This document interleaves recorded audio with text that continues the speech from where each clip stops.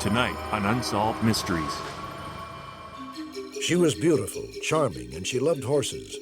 But even though Shelley Malone was an expert rider, eyewitnesses claim she died in a freak riding accident. Shelley's family thinks the truth is very, very different. In Indiana, a sudden thunderstorm spells trouble for an unsuspecting motorcyclist. Tragedy seems inevitable until a mysterious lady in black appears from out of nowhere. It was the night Senator Robert Kennedy was assassinated, a crime which many believe is still unsolved. A young photographer named Scott Enyart claims he was taking pictures at the exact moment of the shooting. Now those pictures have inexplicably disappeared. September 1994. A lone gunman lurks in the woods outside Anderson, Missouri. His target, an off-duty highway patrol officer. His apparent objective, vigilante justice. Join me. Perhaps you may be able to help solve a mystery.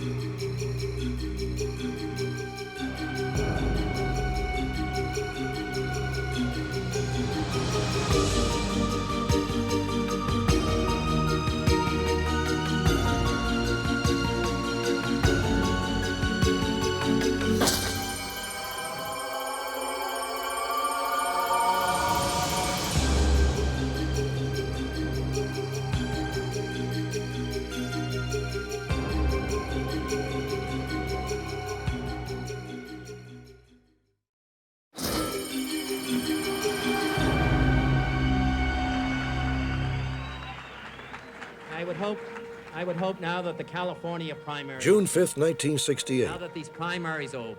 Senator Robert F. Kennedy addresses hundreds of supporters who've gathered to celebrate his victory in the California state primary. My thanks to all of you, and now it's on to Chicago, and let's win there. Thank you very much. Within 20 minutes, the senator's triumph would be swept away in a hail of gunfire. The accused assassin was a young Palestinian national named Sirhan Sirhan. The years since have been marked by heated controversy. Many people question whether Sirhan acted alone, whether a second gunman was involved. The debate has been fueled by the belief that there was no visual record of the precise moment the senator was gunned down. Now that assumption has been challenged. There's no film of it, there's no videotape of it, there is an audio recording from a radio reporter, and there are my black and white photographs, and that's it. Scott Enyart says this is a photograph of him taken in the pantry of the Ambassador Hotel. Scott claims that at the instant Senator Kennedy was shot, he was taking pictures. What is most puzzling about Scott Enyart's remarkable story is that no one can find the bulk of his photographs or any of the negatives. Enyart claims he shot 3 rolls of film that night. The authorities, however, maintain that 2 of those rolls never existed. When Senator Kennedy gave his victory speech, 15-year-old Scott Enyart was just a few feet from the stage, shooting photographs for his high school newspaper. These are some of Scott's pictures. He took his first roll of film before Kennedy mounted the podium. Scott says he loaded a second roll just as the senator began to speak. Well, the senator has just finished his very brief little talk. As the speech concluded, Scott says he joined those who followed Kennedy from the stage. After leaving the ballroom, Senator Kennedy headed down a corridor which led to the pantry. There he stopped to shake hands with the kitchen workers. When he stopped, I was about 10, 12 feet behind him. There was an open wedge which had been made by the 2 people on either side of him, so I had a clear view of him. It's at this point that I brought my camera up and started taking pictures. Suddenly, gunshots rang out. Now, I was behind Robert F. Kennedy. Sirhan Sirhan was in front of Kennedy, so I did not see Sirhan. All I saw was Kennedy twist and fall. I moved back and jumped up on a steam table. And I took some pictures over where the dog pile on Sirhan was taking place. His hand was sticking out with the gun in it, but I couldn't really see what was taking place there because so many people had crowded in at that point. Is there a doctor in the house? Everybody, please stay back. Please stay back. We need a doctor here. A few moments later, Scott Enyart returned to the ballroom where pandemonium had broken out. At that time, Scott says he loaded and clicked off his third roll of film.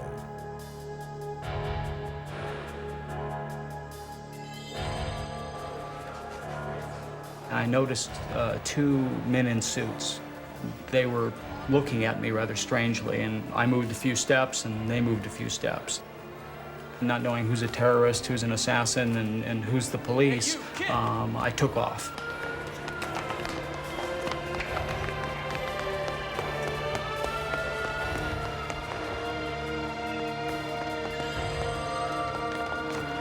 Wait, hold on. Okay. Oh, watch the camera. Watch the camera. They went through my pockets and took all 3 rolls of the film. They took the camera, of course. And it's at that point I realized these are detectives and I'm with the good guys. At around 3 a.m., Scott was taken to Rampart Station in downtown Los Angeles. Scott, Sergeant McCann. Hi. I understand you got some pictures of the shooter, the suspect doing the shooting? Well, I'm not exactly sure. Where were you, Scott? Okay, I was in the embassy room. Scott was questioned for about 20 minutes. This is an actual recording of the interrogation. So there was a table here about 3.5 feet tall, I'd say. So I got up on it, so I was above everyone. And then the shots started to be fired, and I took pictures and kept taking pictures. While the shots were being fired? While the shots were being fired. Maybe a little afterward. I'm not exactly sure. I could tell. I can only tell by the pictures. Scott Enyart had become a small part of history. 6 months later, Sirhan Sirhan was sentenced to life in prison for the murder of Robert Kennedy. The court ordered that all files from the case, including Scott's photographs, be sealed for 20 years. Scott waited. By 1988, he was an established photographer. Scott wrote to the LAPD requesting that they return his film. 5 months later, Scott received a letter from the California State Archives which stated that his photographs could not be found. The conclusion was that the pictures had been, quote, destroyed by LAPD in August 1968. Scott immediately filed a lawsuit against the police. This time he waited 8 years. Top LAPD detectives were assigned to work with our attorneys in preparation for this lawsuit. Naturally, if we could find what Scott was looking for, we thought that that would make the lawsuit go away. And it was just some good detective work and looking in places where people hadn't looked before that found, up in Sacramento, found that booked under a different name was a sheet of negatives that had already been cut and put into plastic sleeves. A few weeks later, the city attorneys presented Scott with a proof sheet made from those negatives. Scott immediately became suspicious. The proof showed only 1 roll of film. The stock was Ilford ASA 125. Scott claims he shot 3 rolls that were Tri-X ASA 400, manufactured by Kodak. Basically, what I believe the police did was they took roll number 2, which showed the speech, and they used part of that in this proof sheet, and then they used roll number 3, which was once I returned to the ballroom afterward, where you see the aftermath and some of the victims and things, and they just put them together as a proof sheet and expected that they could pass that off as being all the film that I shot. That roll is a continuous roll of film, shows pictures before Mr. Kennedy speaks, pictures of Robert F. Kennedy speaking to the audience, and then pictures of the aftermath of the shooting. There are no photographs in the pantry. Our position is that Mr. Enyart did not make it into the pantry and did not take photographs inside the pantry. Then in 1991, a book came out that contained a number of previously unpublished photographs. This one was taken in the pantry a few moments after Senator Kennedy was gunned down. Scott Enyart swears that he is the young man, standing on a table with camera in hand, just as he told detectives on the night of his interrogation. I don't know who that person is for sure. We don't believe that that's Scott Enyart. I think it's just a coincidence that he, says that he was standing on a table and there's somebody standing on a table in the picture. We don't think that's him. Scott Inyart continued to press his case against the LAPD. In January of 1996, the city attorney's office hired a private courier to transport the negatives in question from the archives in Sacramento to Los Angeles. Once there, the courier rented a car to drive from the airport to the downtown courthouse, about 20 miles away.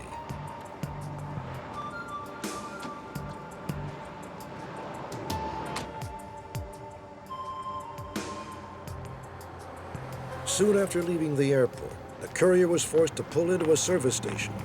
His right rear tire was flat, apparently slashed by a knife. What do you want me to do? No, I'm a courier on my way to court. All I need to know... Sometime during the next 10 minutes, the briefcase containing the negatives was stolen. I was with my attorneys when we learned this, and we were just absolutely shocked. I mean, we were... For some reason, we weren't surprised, but we were just truly shocked. I couldn't believe it happened. But if I was a conspiracy theorist, I'd say, see, there's further proof.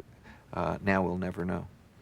The Inyart photos, if he captured the actual shooting, would be the only photographic record that we have. If those Inyart frames were on Kennedy as he was falling, it could be the whole case. It could tell us everything we want to know about what happened.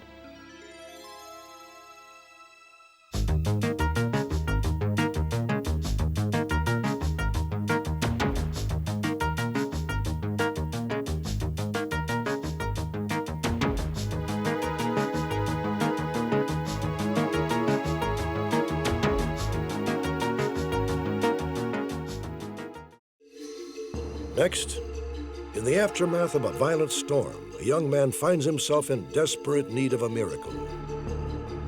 And later, when an experienced horsewoman dies in a freak riding accident, her family's suspicions lead them to a stunning conclusion.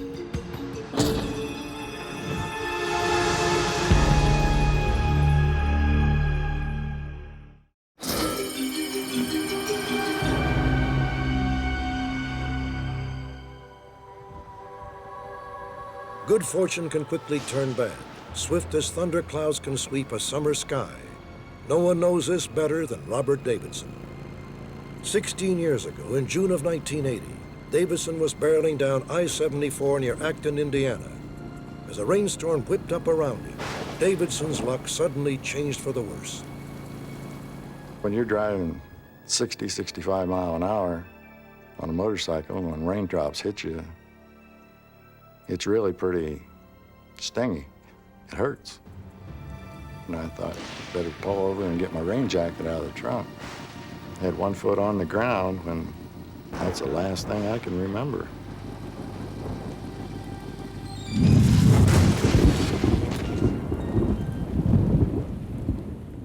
It was a direct hit. More than 200,000 volts of electricity. 38-year-old Robert Davidson should have died right then and there. Yet Davidson is still very much with us today at the age of 54. Some say his survival was just another shift in the winds of fortune, nothing more than a stroke of luck. But others, including Davidson himself, call it a miracle, personally delivered by a messenger of God. Within minutes of the lightning strike, emergency crews were on the scene. From the start, it appeared their efforts would be in vain. Clinically, he should have been dead. By the color of his skin, when we arrived, there was no blood pressure, no pulse. Basically, he had no chance at all. Hey, Thelma, I'm gonna need a chopper in here right away. This guy's in bad shape. According to several witnesses, events at the scene suddenly swerved towards a supernatural. First, every power circuit in the ambulance inexplicably failed. All right, 10-4.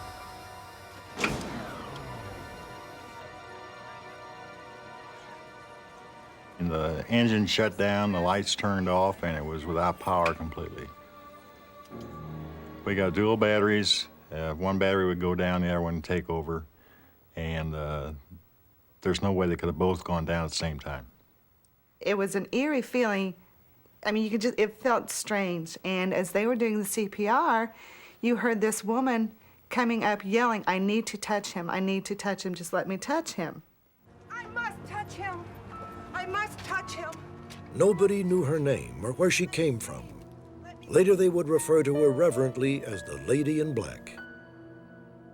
She just kept again and again and again, you know, I can save his life. And of course, you know, at that point in time, I kind of thought, well, maybe this is just one of the people, so to speak, left over from the 70s, you know. But I said, you know, let her do what she needs to do. You know, what can it hurt? The Lord is my shepherd, I shall not want. He maketh me to lie down in green pastures. He leadeth me beside the still waters. He leadeth me in the name of righteousness for his name's sake. She was dressed in the late 1800 dress, your basic black dress. Very, very old-fashioned. She had the old-fashioned black shoes that went with it and carried her little black Bible. Then she raised the Bible to the sky and started speaking in tongue, which was something I didn't understand, but I'm sure somebody out there did.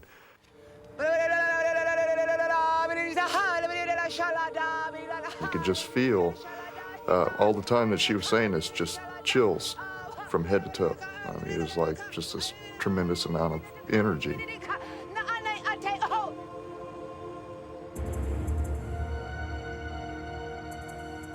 When she was finished, she looked at me, smiled, and got up and walked away. Probably 5 seconds had passed by, and I turned to look the direction where she had left, and there was nobody to be found. Accounts from that day couldn't be more contradictory. Some eyewitnesses, including 2 of the paramedics, insist that the mysterious woman was never there. I don't know why they couldn't see her, really, because it was plain as day to me, it was plain as day to Randy. You know, why couldn't anyone else see her or hear her? There is no doubt in my mind that she was there. I believe there was a power that actually shut the vehicle down, a surge which just obliterated the vehicle's power supply and shut it down when this woman walked by. According to those who saw the Lady in Black, her departure triggered another chain of uncanny events. First, the ambulance came back to life. Then, I've got a pulse. It almost burst my eardrums, but it was a welcome to hear that first heartbeat. And I yelled again. I think everybody could have heard me down the interstate because I was so happy that we was getting some vital signs. Davison had a heartbeat, but his life was still hanging by a thread. The ER physician was not optimistic. My prognosis was that he would not come out of his coma. And I expected him to remain in permanent coma and ultimately suffer complications and ultimately die. For nearly 2 months, Robert Davison was more dead than alive. Then one day he simply woke up and resumed his life. When I came out of the coma, I looked around and I couldn't figure out what I was doing in the hospital because I had no memory of anything happening to me that would put me in the hospital. When it became apparent that he indeed woke up, and not only woke up, but was talking and walking, I was utterly amazed. Davidson's astounding recovery has prompted speculation that the woman in black was far more than a simple passerby. Some believe her to be a divine spirit that rose up from Indiana's fervid religious past. Just down the road from where Davison was struck by lightning lies this quiet meadow. It is a site of a 19th century spiritual retreat known as Acton Campground. More than 100 years ago, this spot rang out with fiery sermons, gospel hymns, and the strange music of the faithful speaking in tongues. Most of Acton Campground burned down in 1905, but a few artifacts can still be found at a local museum. There, among the relics of a long-vanished era, is a vintage dress, unmistakably reminiscent of the Lady in Black. I believe that this woman maybe had been a pastor, a reverend, or a priestess, or whatever in her life prior. And when she passed on, she was brought into, I guess, a guardian angel form. I know I witnessed a miracle. There's just no other words to say it. It was a miracle. Many will argue that Robert Davidson's life was saved by quick treatment and a measure of good luck. But others believe just as firmly that the spirits of Acton Campground were awakened and that one of them came to Davidson's rescue. He leadeth me beside the still waters. I've always kind of believed in angels, that everybody has a guardian angel, but most people never get to see him or have him really do anything for them. I think my angel was doing her job that day.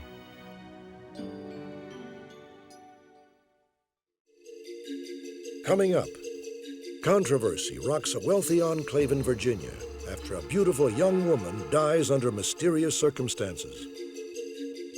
But first, Timothy Combs bills himself as a servant of God and a defender of freedom, but the police say he's a dangerous criminal, perhaps capable of murder.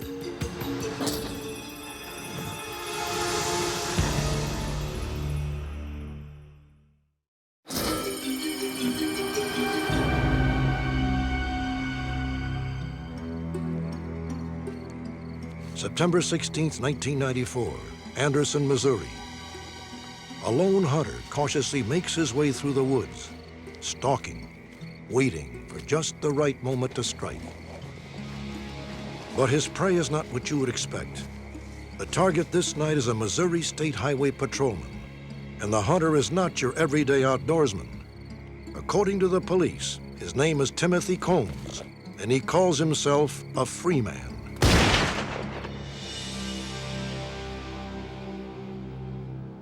They exist on the farthest right fringe of the political spectrum. They believe they are the true Americans, but others call them domestic terrorists. The rallying cries are Waco, Ruby Ridge, and now Justice Township in Montana.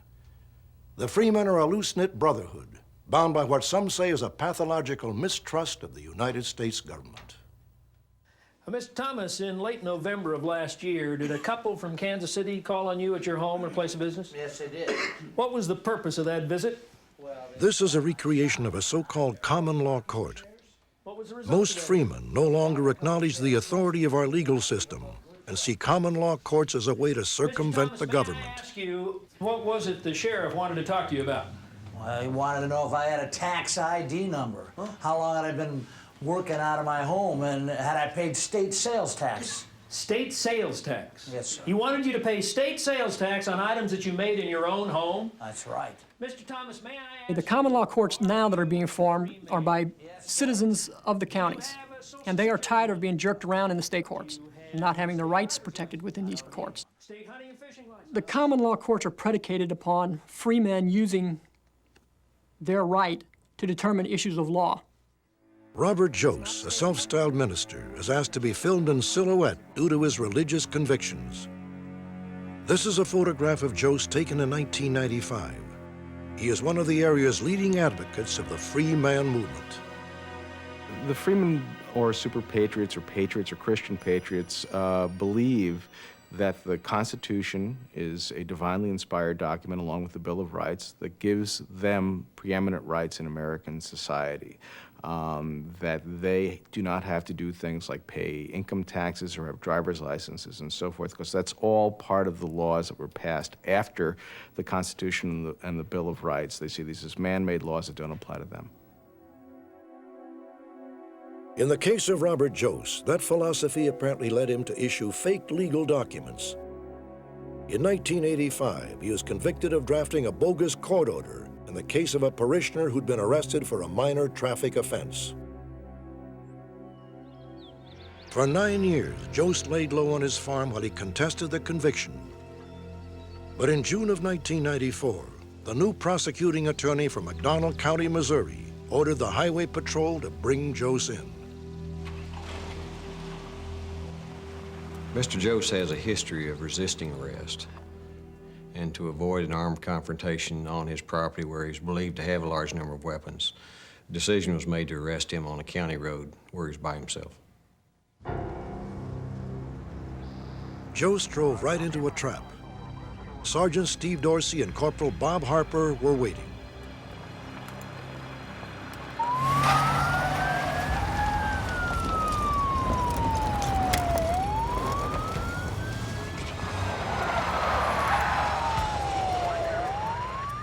I knew Joe from several years back, and he had never caused me any problems. Robert, get out of the van, Robert! By some accounts, this day would be different. I walked up the van, him screaming and all. You think you're dealing with someone that had a mental problem.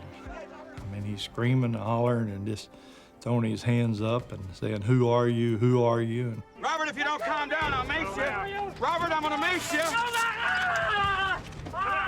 Robert, deliver me, Yahweh, deliver me! They're coming! Our Father! Our Father! Settle down. I knew if they were going to kill me, they were going to kill me. There wasn't anything I could do except pray to God, and that's what I was doing. Pardon heaven, hallowed be thy name. And I knew they had no rightful cause of arrest, and as it turns out, they didn't have any. That's why they had to make up the story about resisting arrest and a concealed weapon after they arrested me, so they had some reason to hold me, see? Robert Jost was taken to McDonald County Jail, where he remains to this day awaiting trial, unable to raise bail. According to the authorities, his confinement precipitated the disturbing events that followed. 3 months after Jost was captured, one of the arresting officers, Corporal Bob Harper, was home celebrating his 33rd wedding anniversary.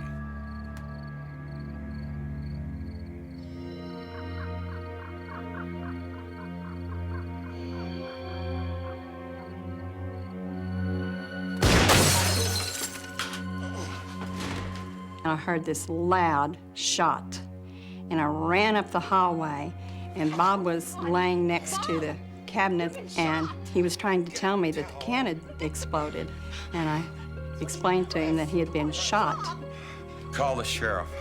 The sheriff, okay, hold on, hold on. It was only by a miracle that Bob Harper survived. The bullet pierced his ribcage and missed his heart by just a 1/16 of an inch. The next day, investigators clustered around a grove of trees 245 feet from Harper's kitchen window. I think it looks like Miles. I don't know much about It wasn't long before they found what they were looking for. looks like 7116 maybe. Bob Harper was not known to have any enemies. And because of his recent involvement in the arrest of Robert Jost, we felt that it was probably connected. A few days later, officers were dispatched to the Jost farm to speak with Robert Jost's girlfriend. They were confronted by an armed stranger. Man Rogue, a gun. What do you boys want? This is private land. We're with the Highway Patrol. What do you need? We need to talk to Annie. He demanded that we stay where we were, and he said that he would go get her. We felt uncomfortable staying there, so we retreated to our patrol cars. And about 10 minutes later, he returned and started shouting at us, and we subsequently had about a 30-minute conversation with him. Right here with the citizens of the Kingdom of Christ, we got our elders. The man identified himself as James Wilson. According to the police, he began to spout wild religious rhetoric, unlike anything they had ever heard. Well, tell us, you say that the state elders are training people to carry out violent acts for violations against the church? Well, sure. We've got snipers right now being trained by the state elders to help us. You know, it's the law. It says it in the Bible. It's God's law right there in Colossians 1:13. You can read about it for yourself. How many are in that violent faction? Well, And we didn't feel comfortable with what we had heard from him. So the following morning, calls were made to Arkansas, and we received a large amount of information about James Wilson. Found out at that time that his real name was Timothy Combs. Timothy Combs had served time in prison on various weapons charges. By the time police secured a search warrant for the Jost farm, Combs had vanished. However, investigators did uncover an impressive arsenal: pistols, rifles, and more than 40 sticks of dynamite. That same day in Arkansas, Combs's next-door neighbor gave investigators a bullet that had struck his horse's rear flank. Can you show me the location of the shooter? Sure, as my neighbor. He's up this direction. A man suspected it had been fired by Combs, who often took target practice nearby. You see the machine shed there and the tree to the right? He's about midway in between, back in that brush line. According to the authorities, a thorough search of Combs's property turned up the incriminating evidence. Hey, Tom. Yeah. Like I got something. Shell casings that reportedly matched the casing found outside of Bob Harper's kitchen window. Police suspect the trail leads not just to Timothy Combs, but to Robert Jose. We believe that there was collaboration between Jose and Timothy Combs. We believe that the weapon used to shoot Bob Harper was actually an SKS rifle that had been purchased by Robert Jose about 3 weeks prior to his arrest for resisting arrest. He will now not talk about that weapon. Robert Jose maintains that he had nothing to do with the attack on Bob Harper. Yeah, they're trying to claim I was involved in a conspiracy to shoot Harper. I had nothing to do with it. Didn't know anything about it until after it happened. Still don't know that he's actually shot. I've never seen any medical evidence, never heard a doctor testify the man was shot. As far as I know, he had another heart attack and had to crack his chest, do emergency open heart on him. I mean, from what I've experienced with these cops here, they'll lie about anything and everything to try to frame somebody and the people that are helping him. To date, only Timothy Combs has been charged in the shooting of Bob Harper. Combs is now 37 years old. Authorities believe he has gone underground and is probably being harbored by members of a right-wing militia group. There are people associated with this movement who are threats because they see themselves as warriors, basically, against American society. They see themselves as having a special status that others are trying to, they believe, undercut. And the problem with that is that when this is increasing in small communities in particular, it's a very, very, very scary thing for local officials and others to have this counterforce there that's usually very well armed and is implicitly a threat. And I gave him a good price. While we were completing this story, we were saddened to learn that Corporal Bob Harper had died during surgery for a pre-existing heart condition. His colleagues believe there could be no more fitting tribute to his memory than the capture of Timothy Combs.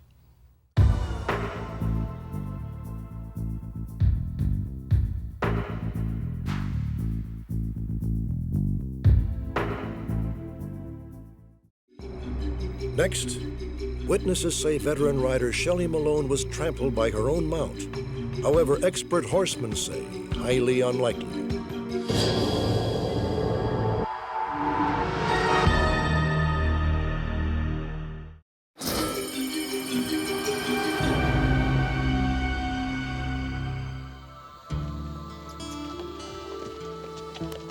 The Plains, Virginia is thoroughbred country, a small, wealthy community where both people and horses have pedigrees. It's not at all the kind of place you would expect to find an unsolved mystery, much less a mystery fueled by one family's suspicions of foul play. Shelley Malone was 37 years old when she died. On many levels, her case is one of the most emotionally charged we have ever profiled. We have been unable to obtain interviews with the local police or the people who were with Shelley the day she died. Consequently, this story is told almost entirely from the point of view of Shelley's family. Are they overreacting out of grief, hypersensitive to every inconsistency? Or is it possible their suspicions add up to a sinister truth?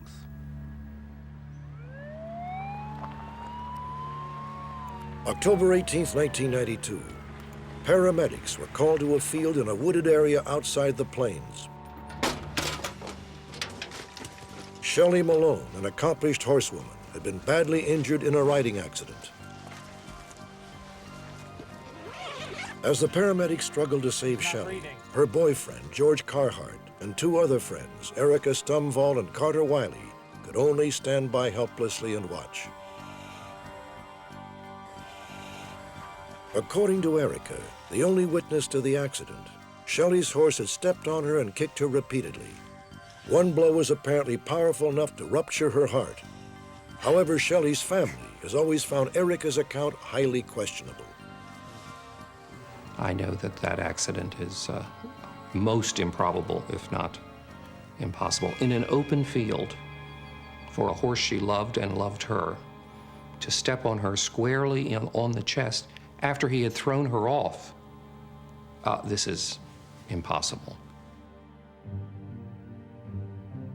To Shelley's family, it seemed particularly impossible for such an experienced rider. Shelley had been around horses since she was a young child.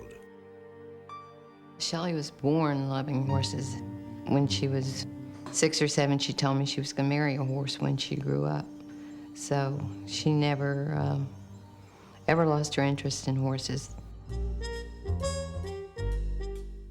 It was horses that brought Shelley to the Plains area in 1988. Located an hour and a half from Washington, D.C., the Plains is home to many of the country's rich and powerful, including U.S. Senator John Warner. Though her own roots were modest, Shelley gained entry to this elite society, thanks largely to a wealthy older benefactor named Cecil Altman. Altman set Shelley up in business and reportedly gave her an allowance of $5,000 a month. Shelley lived in a small house out in the country, a perfect place to stable her 2 horses. In 1990, she started dating George Carhart, who lived in New York and reportedly came down frequently to visit. Okay, here we go. Here you go. Here you go. Move your chin. There you go.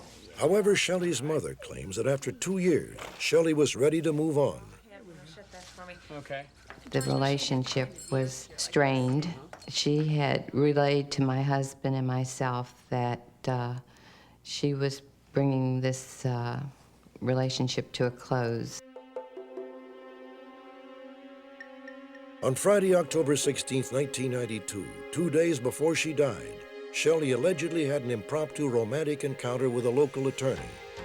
Shelley's family believes George Carhart found out about the affair when he came to visit that weekend. Well, Carter and I are going to go chop some firewood, and we'll have dinner when you guys get back. Okay, great. Okay? On Sunday afternoon, Shelley had plans to go riding with Erica Stumbaugh. George Carhart and Carter Wiley, Erica's boyfriend, stayed behind at the house. Erica has issued only one official statement on the day's events, a written document she prepared and delivered to the police. You're about to hear selected portions from that statement. We alternately walked, trotted, and galloped the horses through several fields and trails. We were approximately 100 yards into a new field we had just entered. We were walking the horses side by side to cool them down. Unexpectedly, both horses spooked or started. I was thrown and fell off to the left of my horse. I was not seriously injured. I sighted Shelley about 30 feet away. Shelley! The horse stepped on her legs, face, and head, kicking her head as he did so in an apparent attempt to get away. As the horse moved away from her, I immediately ran to her. Shelley! Shelley! I checked her pulse and looked in her mouth to see if there were any obstructions. I noticed her left cheek was turning purplish blue, which I assumed was the result of the horse stepping on her face. I promise. I'll be back as soon as I can, all right? Fearful of a head injury as a result of seeing the horse kick her in the head, I then concluded that the best thing to do was try to seek medical help. Erica says she got lost trying to find help. It would be an hour and a half before paramedics reached Shelley. It was George Carhart who later called Shelley's mother in Florida. When the phone rang, he said, Shelley's had an accident. I expected him to say she slipped and broke an arm or a leg or something. And I said, what kind of an accident? And he said, she's dead. Shelley's family claims they got another shock at the morgue. To them, Shelley looked like she had been involved in much more than a riding accident. One of the clerks there showed us a Polaroid of my daughter's face. It was so battered and so swollen, her eyes were black and blue, that I didn't recognize her. According to Shelley's family, subsequent events made them even more suspicious, despite the fact that the coroner's ruling was accidental death. 2 days after Shelley's funeral, her her family claims they had an odd experience at her home. George Carhart was one of those present. There was a pickup truck backed up to the front porch, and there was some large pieces of my sister's furniture on there, and they were moving stuff out and loading bags up with her clothes and her belongings. Shelley's mother claims that Carhart made several insensitive comments. Packing up some of Shelley's stuff. Why? Well, I live here too. I just wanted to get rid of everything that was pre-George, okay? And I countered with, well, I'm pre-George, and I don't understand what you mean. And he said, all of her clothes will go to charity. And I said, well, you have made no arrangements to do anything of the kind. And as these black garbage bags were going down the stairs with her belongings in them, I was pulling them back up the stairs, and we were like having a tug of war with these bags. The next day, George Carhart took Shelley's family to the local dump to retrieve the clothes she was wearing when she was killed. They never found the clothes, but they say they did discover more than 24 jewelry boxes from Tiffany and Cartier, all of them empty. When we questioned George about where the contents were, he told us that she was hawking her jewelry. That explanation struck Shelley's family as dubious at best, but some find it credible, particularly in light of questions relating to Shelley's past, including a drug conviction in 1979 and alleged ties to a savings and loan scandal in the 1980s. Shelley's past, however, does not explain the matter of her truck. When the family brought the truck back to Florida, they discovered what they believed to be bloodstains. A local detective was asked to test them. I did a field test to tell whether or not it was human blood, and the field test was positive.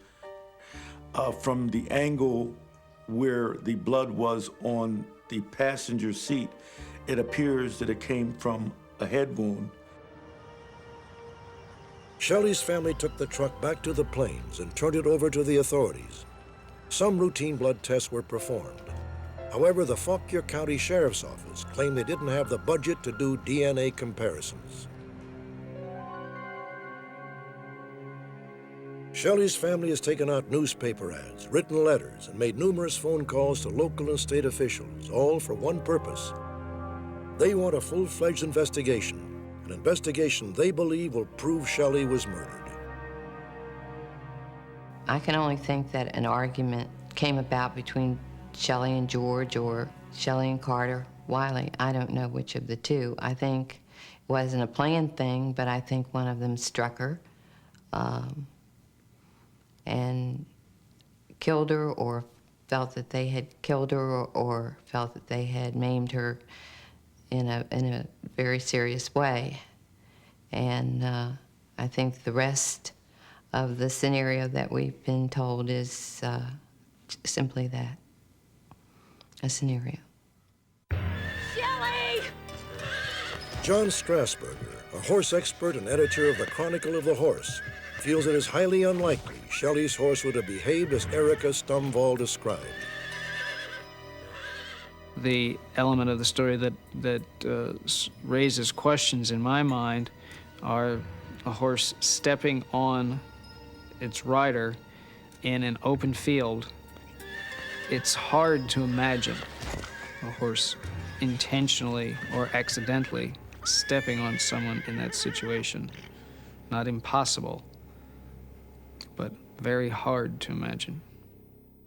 I've talked to medical men who say a man with a big fist could strike a girl weighing 104 pounds and just with the force of his hand sever that ventricle.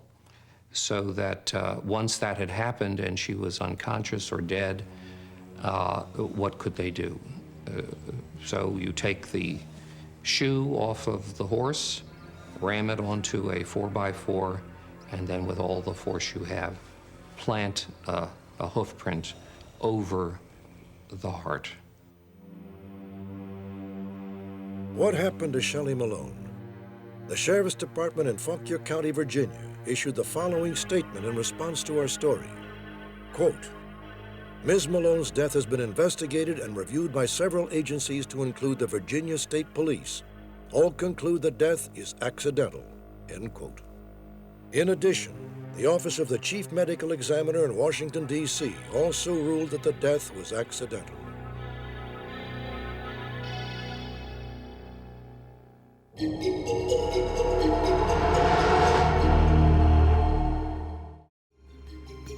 Join me next time for another fascinating edition of Unsolved Mysteries.